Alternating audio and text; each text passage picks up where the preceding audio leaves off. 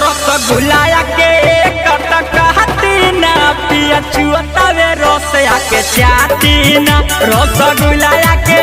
कटकहतीना पिया चुअतावे रसया के चाटीना रसगुल्ला के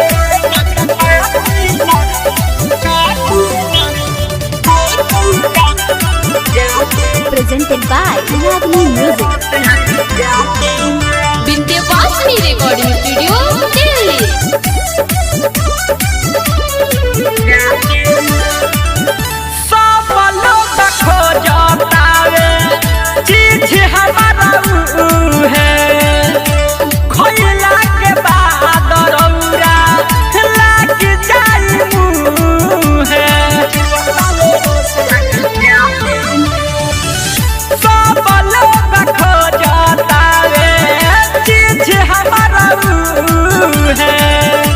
खोइला के बाद रौरा लग जाई मुहे राजा रौरा तो होवे ई खजाना जी जनिया जुए के दिन करी माना जी हमके कप देना कोरावा में साहतीना पिया चुअतावे रस आके चाटीना रसगुल्ला के कटकातीना पिया चुअतावे रस आके चाटीना रसगुल्ला के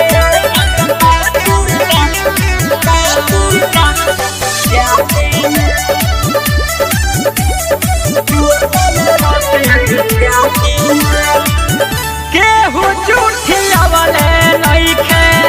चीज बात ताजा मिली खूबे बाजा सुनी बुले तो राजा सुनी ना केहू झूठियावले नइखे चीज बात ताजा मिली खूबे बाजा सुनी बुले तो राजा चाहे दूसरे दिन कोरावा में जाति के कदम मन राउर होते हैं काठी के निर्मल योगेश बोला लापा हमके डांटीना पिया चुअतावे रस आके चाटीना रसगुल्ला के कटकातीना पिया चुअतावे रस आके चाटीना हम तक खोल के धनी रौरा आगे जी काहे देखिए के लोगनी भागे जी हम तक खोल के धनी रौरा आगे जी काहे देखिए के लोगनी भागे जी तो रसगुल्ला के कटकहतीना पिया चुअतावे रस आके चाटीना रसगुल्ला के कटकहतीना पिया चुअतावे रस आके चाटीना Presented by Ragini Music.